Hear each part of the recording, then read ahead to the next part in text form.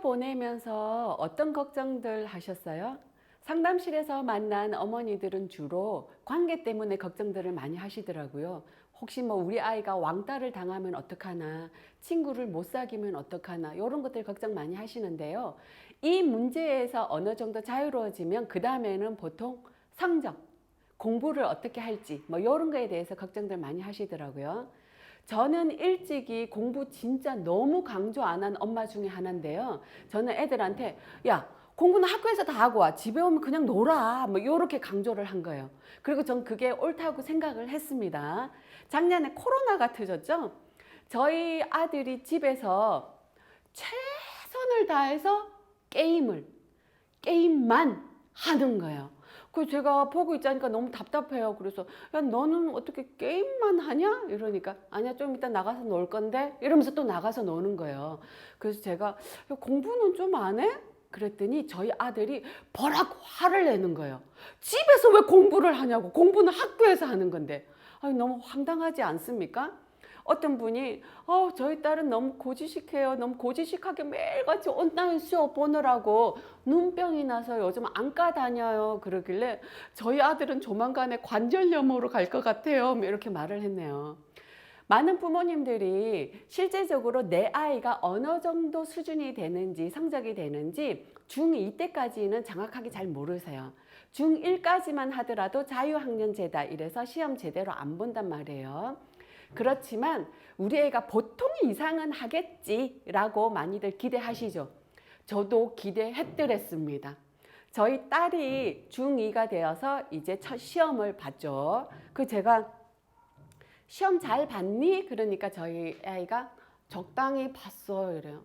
그래서 왜 적당히 봤을까? 잘 봤으면 좋았을 텐데 이랬는데 성적이 나왔어요. 그래서 점수 잘 나왔어? 이러니까 자기 방으로 쑥 들어가면서 영어가 8점이야 이러게요.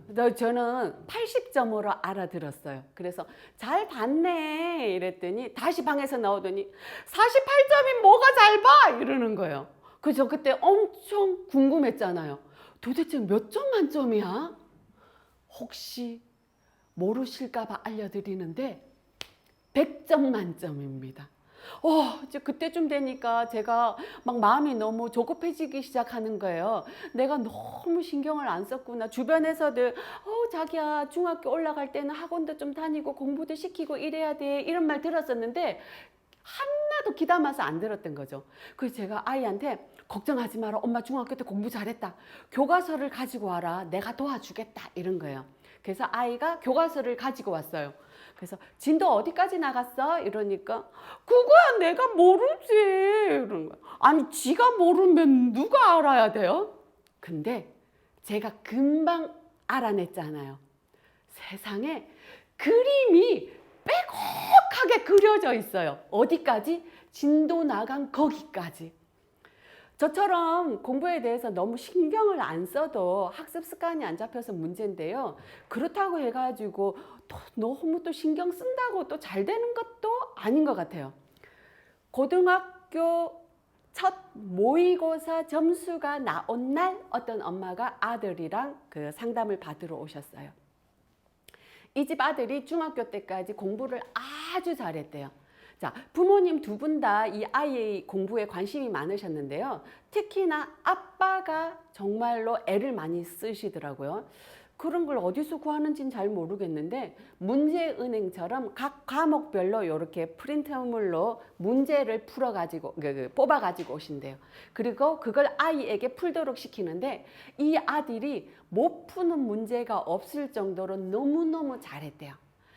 지금은 춘천이 고등학교가 평준화입니다. 그런데 예전에는 충고를 가려면 공부를 좀 잘했어야 됐어요. 자, 그런데 이 아들 같은 경우에는 공부를 하도 잘하니 뭐 충고를 가고 못 가고 이런 문제는 아니에요. 그런데 아이가 말을 하기를 충고 가가지고 내신 신경 쓰느니 그것보다 조금 낮은 학교에 가서 속 편하게 공부하는 게 좋겠다 이렇게 말을 한 거지. 근데 부모님이 들어보니 그것도 나쁘지 않은 생각 같은 거예요.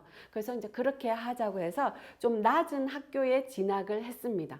근데 그 학교에서 첫 모의고사를 받고 성적이 나왔는데 뒤에서 몇 등을 한 거예요.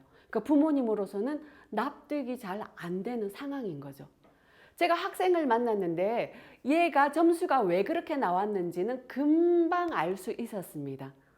혹시 눈치채셨어요? 얘는 시험 보는 동안에 시험지를 보지를 않았어요. 뭐? OMR 카드만 받고 거기에 1번이면 1번, 2번이면 2번 쭉 한 번호로만 한 거예요. 학생은 지가 꼴찌할 줄 알았대. 그런데 정말 신비롭게도 지 뒤에 한 20명 정도가 있다라는 게 미스테리죠. 자, 평소 얘가 새벽까지 학원을 다녀요. 새벽까지 학원을 다니면 늘 항상 언제나 아빠가 이 아이를 픽업을 하러 오셔요. 그래서 아이를 태워서 집에 데리고 와. 그리고 그 다음에는 뭐 해요? 각 과목별로 프린트물을 푸는 거예요. 자, 아이가 방에서 프린트를 풀 때 아빠는 밖에서 뭐 해요? 거실에 불을 환하게 밝히고 텔레비전 요딴 거는 절대로 안 보셨대요. 소파에 앉아서 아빠도 뭔가를 공부를 하시고 이랬대요. 그 순간마다 이 아이는 방에서 숨이 막혀서 죽어버릴 것 같더라. 이렇게 말을 하거든요. 진짜 어렵습니다. 어떤 애들은 저희 부모님이 너무 공부 이래서 진짜 미쳐버릴 것 같아요. 이렇게 말을 하는 애들이 있고, 또 어떤 애들은 그때 저희 부모님이 때려서라도 공부를 좀 시켰어야 됐는데 너무 방임하신 것 같아요. 이렇게 말을 하니 적정한 수준을 맞추는 게 쉽지가 않습니다.